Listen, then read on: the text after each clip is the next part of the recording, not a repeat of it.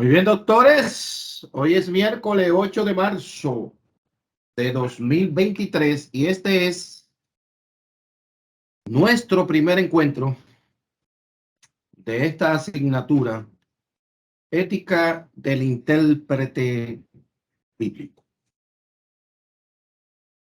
Bueno, señores, la materia que inicia hoy es un espacio que se ha abierto para que, en definitiva, logremos hacer una especie de equilibrio en este programa. La materia anterior preparó el escenario para esta materia. Es decir, fue diseñada para eso.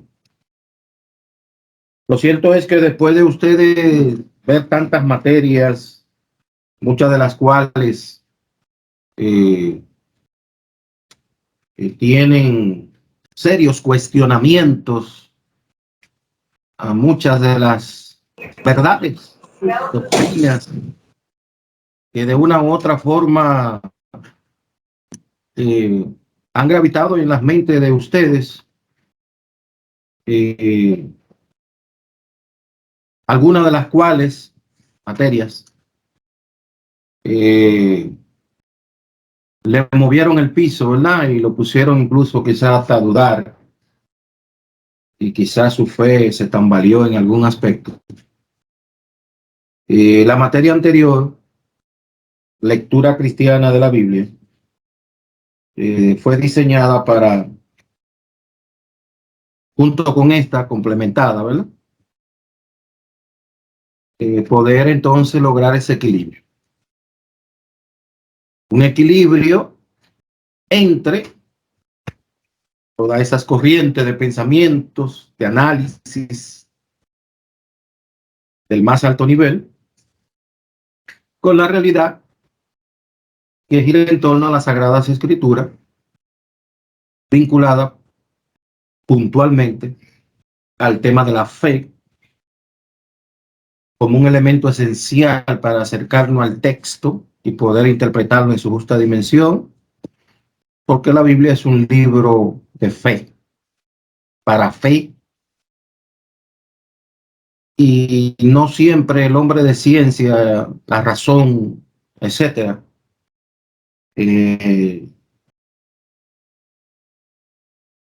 utiliza la fe como instrumento, sino más bien lo que puede evidenciarse, lo que puede comprobarse, lo que puede de alguna manera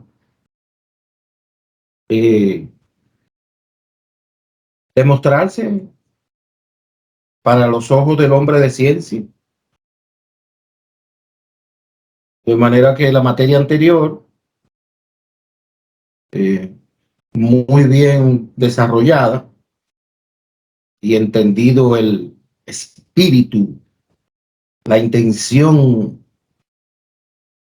que se tuvo cuando se diseñó el programa,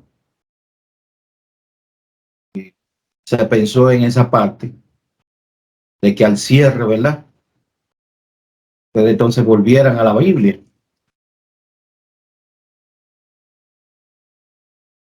Para el hombre de lógica y de pensamiento científico, dice, eso es una contradicción. Por un lado piensan y dicen una cosa y por otro lado plantea y viven otra. Bueno, la Biblia, la vida misma es una contradicción. Nosotros somos en sí mismos contradicción, contradictorios. Nosotros mismos, en sentido general, tenemos serios conflictos para comprendernos a nosotros mismos y nosotros para comprender a otros. Imagínense. El conflicto, eso es natural. Lo bueno de una y de otra cosa es que nos permite balancearnos, por un lado, equilibrarnos, pero por otro lado también nos permite tener más herramientas, más enfoques, más perspectivas, porque ya ustedes entraron en una dimensión donde la gente lo verá como una autoridad, especialmente en ámbito de interpretación. Y si lo ven como una autoridad, lo van a invitar, le van a dar espacios, le van a dar oportunidades.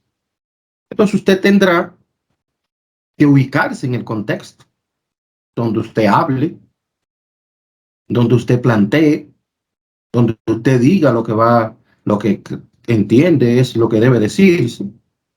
Y aquí entonces donde entra la ética del intérprete.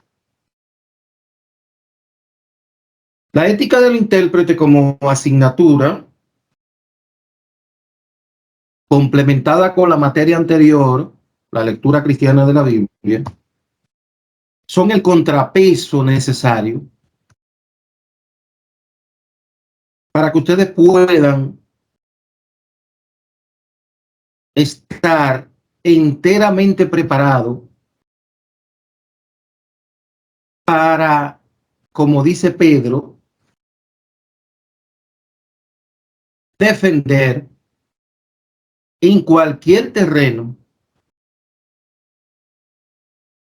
la fe cristiana, las creencias, la doctrina. Ese contenido de la Biblia que es vital si en definitiva eh, el ser humano quiere o desea, anhela de corazón acercarse a Dios. Porque como dice la palabra, porque es necesario que el que se acerque a Dios crea que Él existe, que le hay, que Él existe. Que tenga fe, porque sin fe es imposible agradar a Dios. Y el elemento fe, oye, nos contrapone cuando tratamos de interpretar la Biblia aplicando tantas reglas, enfoques y realidad, dejando a un lado la fe. Dejar a un lado la fe, definitivamente, es un error. Ahora, moverse solo en la dimensión de fe pudiera llevarnos a esa triste declaración lógica que dice, no hay peor ciego que el que no quiera ver. Y es que, como dijo un gran pensador, cerrar los ojos no hará apagar la luz. Su luz se apagará para usted, pero sigue ahí. No como dijera la gente común, ¿no? La gente del vulgo que dice que no es posible tapar el sol con un dedo, porque la realidad está ahí. Entonces, por ejemplo,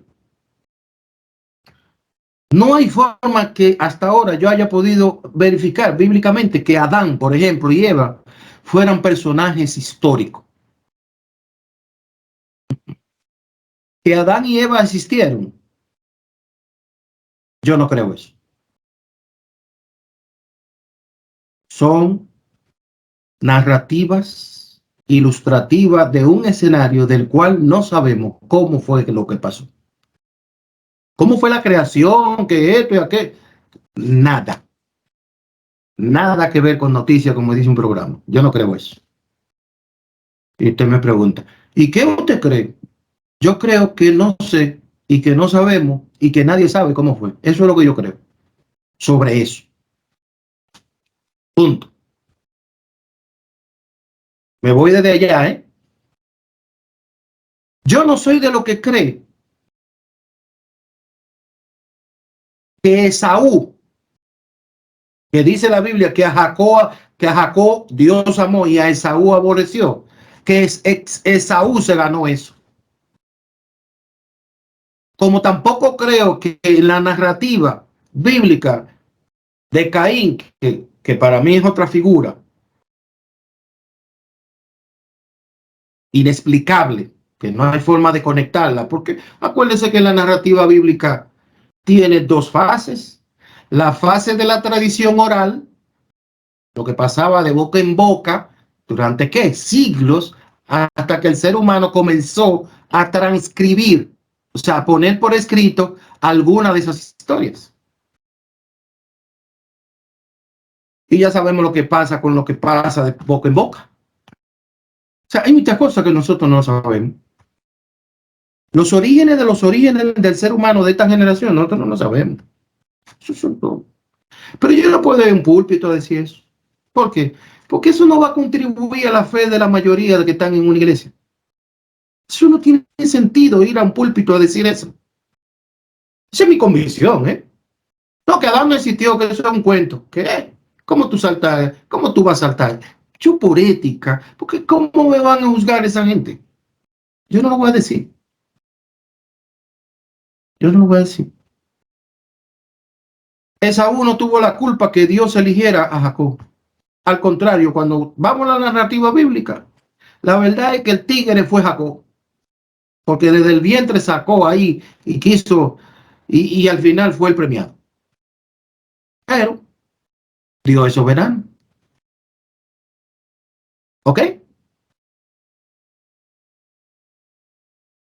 Eso es en relación al Antiguo Testamento. Hay otras cosas más ahí que yo personalmente las respeto, pero tengo mis propias convicciones que para mí, pero por ética, yo no voy a un púlpito ni a una radio, ni lo voy a escribir en ningún libro. Que pudiera, yo digo, sí, no me interesa. Esas son convicciones mías.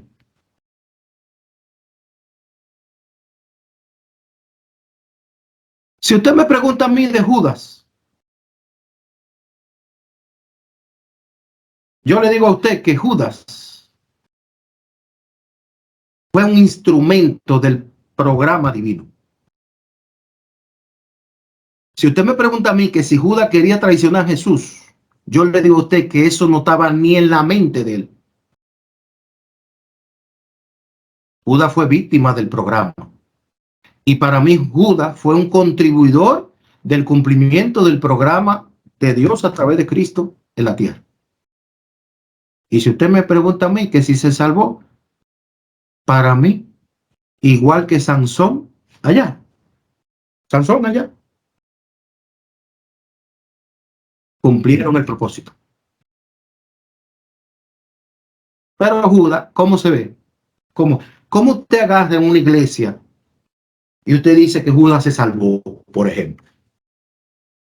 Ahora, la narrativa bíblica me dice a mí que cuando se armó el reperpero, porque Jesús dijo que uno lo iba a entregar, el mismo Judas no lo sabía. Y le preguntó, maestro, ¿soy yo?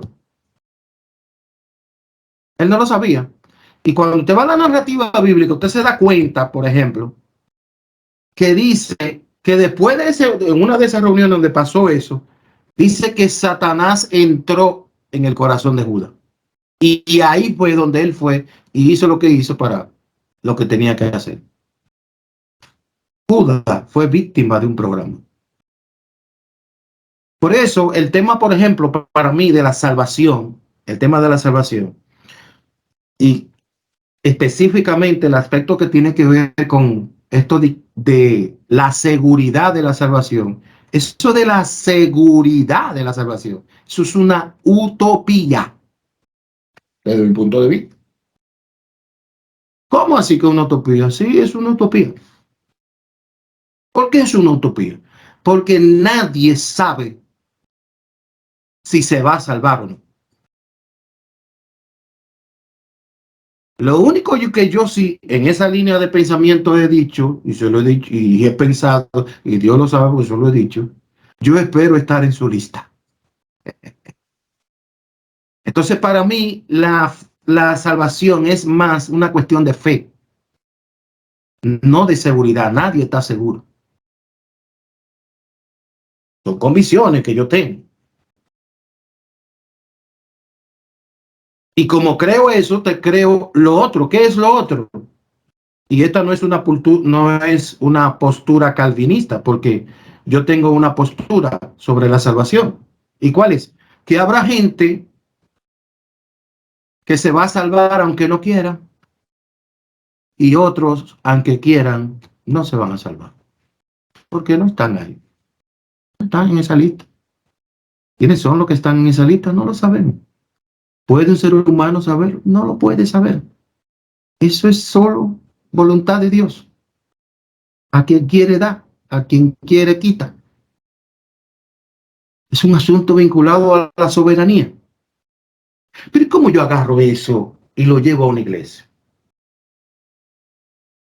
Fíjense que yo me estoy poniendo como ejemplo en una clase que tiene que ver con ética, y yo le estoy diciendo a ustedes que la materia anterior y esta se complementa para generar en el programa un contrapeso.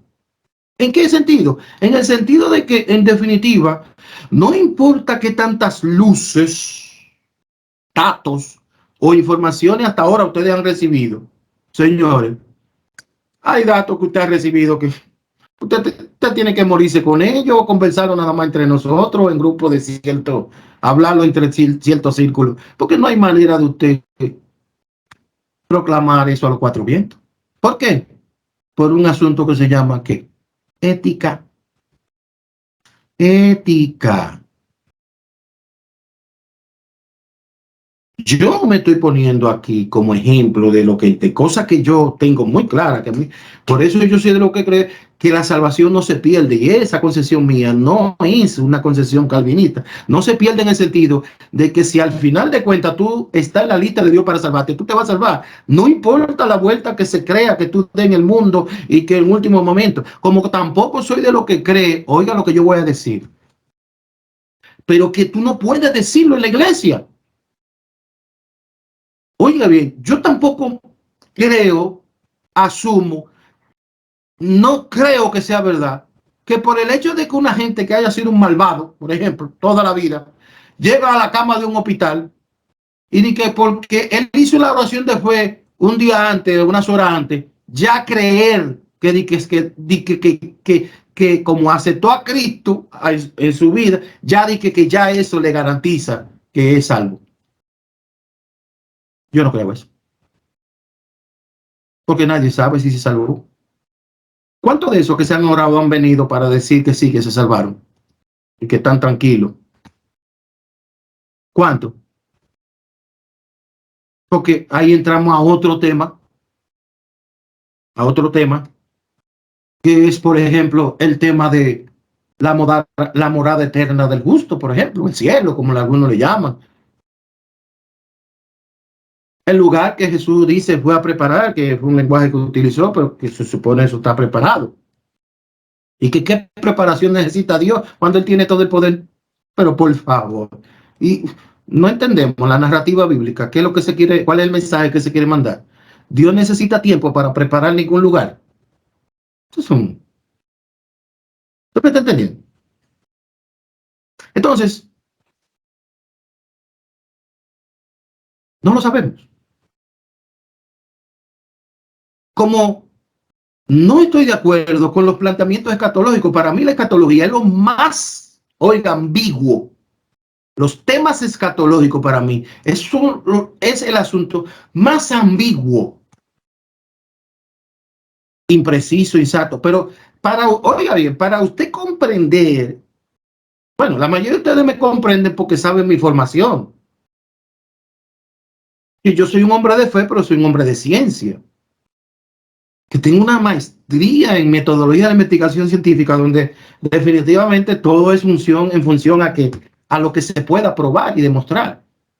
Pero soy una persona de fe porque, oiga bien, la fe no solamente es necesaria, sino conveniente. A usted le conviene tener fe, a mí me conviene, porque es que si no, eso va a ser una tortura. Usted sabe lo que es vivir la vida sin fe, sin una motivación.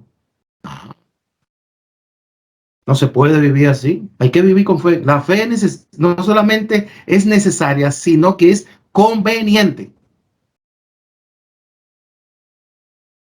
Entonces,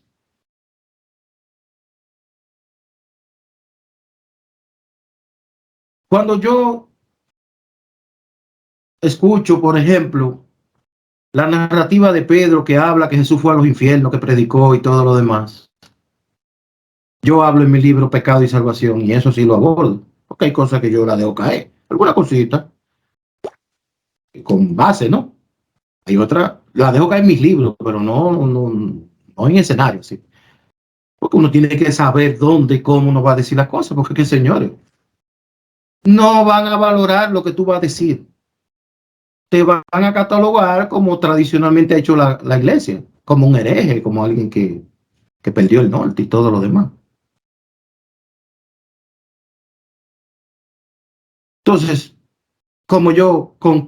¿de dónde Pedro saca esa información? Oye, después de muchos años yo investigando y hasta que leí hablado algo que se llama el Evangelio de Nicodemo. Eso usted lo puede poner, eso nada más dura media hora o más, puede ser menos de una hora. El Evangelio de Nicodemo. ¿Usted ha leído ese Evangelio? ¿Usted ha escuchado ese Evangelio? Pues si usted no lo ha escuchado, yo le invito, yo le dejo como, póngalo, búscalo en el internet, el Evangelio de Nicodemo. Cuando yo leí, escuché la lectura, porque fue en audio, del Evangelio de Nicodemo, yo dije, pero por amor a Cristo. Pero de aquí fue que Pedro sacó el tema de que Jesús fue a los infiernos. Y es tan interesante el hecho de que, bueno, nosotros sabemos, porque no es nada nuevo, que muchos de los escritores que están ahí en los libros canónicos citan libros que no son canónicos, o sea, que no están dentro del canon. Eso lo sabemos, eso no es nuevo.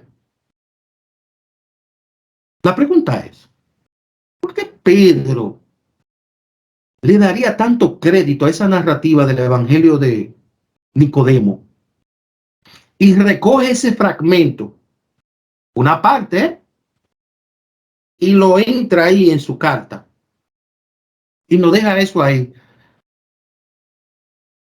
Y ese contenido que está ahí no hay forma de corroborarlo con ninguno de los otros evangelios canónicos. Y nos lo da como algo que él lo cree, que él le da valor a eso que dice ahí. Si usted escucha el evangelio de Nicodemo, usted no solo va a encontrar la base que sustentan la narrativa de Pedro en su carta sobre Jesús que fue a los infiernos, esa cosa. No, en el evangelio de Pedro se hablan de muchísimas cosas más, ¿eh? Muy interesante, para mí interesantísima en términos de información de la historia de lo que pudo haber pasado. Para mí interesante. Y yo concluyo diciendo, por ejemplo, con el mismo tema de la salvación,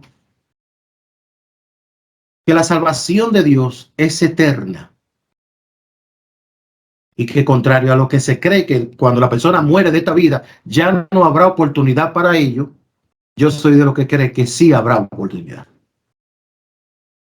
Fundamentado en Pedro, muchos se levantaron, porque la narrativa de Pedro en cuanto a los detalles de los infiernos, esa cosa, es una cosa. Pero en el libro de los Hechos también hay algunas cosas que dice que Jesús resucitó y que con él resucitaron otros.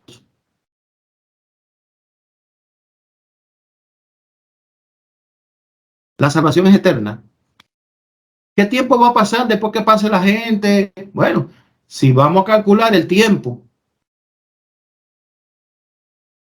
de los que estaban allá en ese lugar de tormento, que se levantaron y todo lo demás, y recibieron a Cristo, el mensaje y todo lo demás. Estamos hablando de miles de años. Bueno, son miles de años tirados en el infierno. Yo prefiero asegurarme y ver, buscar la gracia de Dios para que no cae por ahí, porque eso, por lo que pinta, no pinta bien. ¿Cuánto me he tomado? Me he tomado como 10, 15 minutos. Entonces yo le digo a ustedes que todo eso Cuando yo encuentre a alguien que me demuestre lo contrario de lo que hasta ahora yo he podido evidenciar sobre esas ideas, cuando yo encuentre uno, entonces cambio de idea. Ah, bueno, hasta ahora yo pensaba que no, pero mire, usted me está mostrando que sí. Cuando yo tenga la evidencia y me lo demuestre, no tengo problema porque no soy tampoco doloso. Yo no soy un radicalista, ¿no? Yo soy una persona que analiza. Porque la verdad es que ninguno de los apóstoles, oiga bien, ninguno, Pablo, Pedro, ninguno de esos primeros que hicieron revolución, oye, ellos nunca pensaron que esas cartitas, esos escritos, esas amonestaciones, esas salutaciones que mandaban a los hermanos de esas iglesias que se iban levantando, esa gente nunca pensó que eso de que después iba a formar parte de algo que se llama el canon del Nuevo Testamento y que sus escritos iban a ser tan relevantes que los creyentes, 2 siglos después, 2000 años después, le iban a dar más importancia a sus escritos que los escritos del Antiguo Testamento o la Biblia hebrea, que fueron los que sirvieron de base y fundamento para muchas de las prácticas y enseñanzas que ellos proclamaban. Y ellos no lo sabían, ellos no lo sabían. Ellos nunca pensaron en eso. Esa eh, magnificación del Nuevo Testamento y los escritos del, de los primeros apóstoles me hacen a mí llegar a la siguiente conclusión. Yo soy de lo que cree que la iglesia de este tiempo debe crear el tercer testamento. Porque en 2000 años han habido muchos hombres como Juan Wesley y muchísimos otros más que han escrito. Y esos libros, muchos de esos libros y escritos de muchísimos hombres, oiga bien, tienen igual o mayor reflexión y contextualidad sobre todo.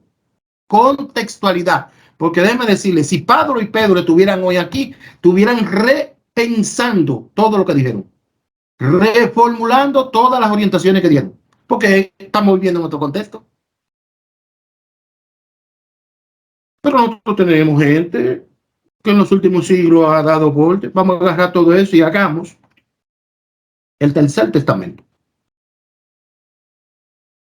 Y como hizo la iglesia en su tiempo, los 200, 300 años después de Cristo, que se reunió y elaboraron, ¿verdad?, un canon, nosotros podemos elaborar uno. ¿Usted cree que eso yo lo puedo plantear en la iglesia? ¿Usted cree que la ética me dice a mí que yo debo hablar de esas cosas en un bendito púlpito? Pero por amor a Cristo, más que bien le voy a hacer daño a la gente. ¿Cómo tú le vas a quitar a la gente? Unos creyentes que hasta hace poco, si la Biblia no era negra, no la querían. Y cuando comenzaron a salir las otras versiones que no eran Valera, ay papá, un lío. Especialmente esa de Dios habla hoy, que no, eso es católico. A la ignorancia, ¿eh? ¿Usted cree que usted, frente a una cantidad de gente que no tiene el aval, la plataforma, la madurez, la interacción académica que ustedes han tenido con tantas materias y tantos libros y tantas, ¿usted cree que gente que no tenga eso va a valorar eso que usted diga? Esto que yo estoy diciendo, ¿usted cree que lo va a valorar? No. Entonces yo, por amor a mis hermanos, por la paz y la tranquilidad de ellos, como dice la Biblia, paz no ha llamado el Señor, por amor a ellos, por ética, guardo eso. Y me doy el lujo de decirlo en un escenario como este.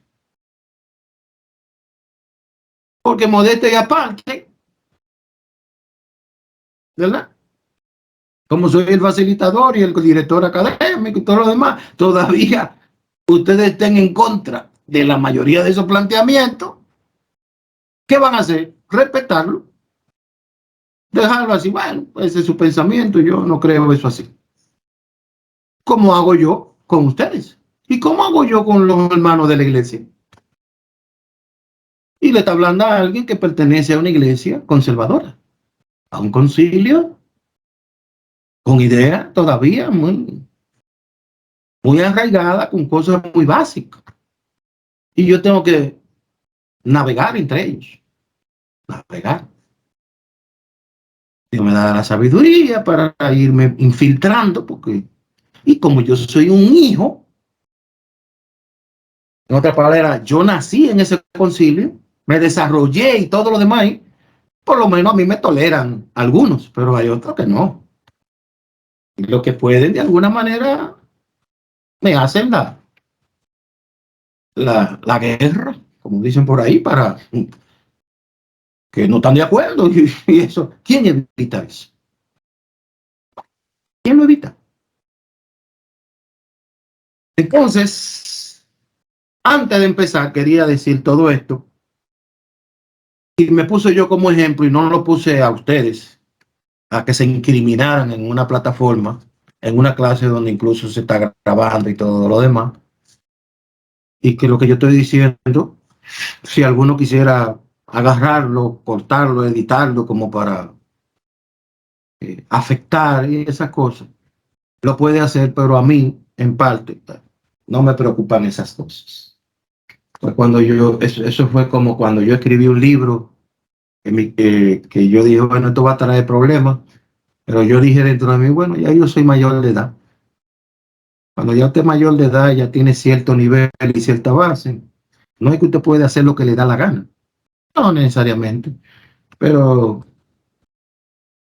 es diferente que a alguien, a un pasacantando, a alguien nuevo, a alguien que no tiene cierto fundamento, porque mucha de mi gente, aunque no me lo dice, oiga bien, aunque no me lo dice, me respetan, aunque no me lo dice, me respetan. Me respetan y saben que no, que aunque no están de acuerdo con muchas de las cosas, ellos saben que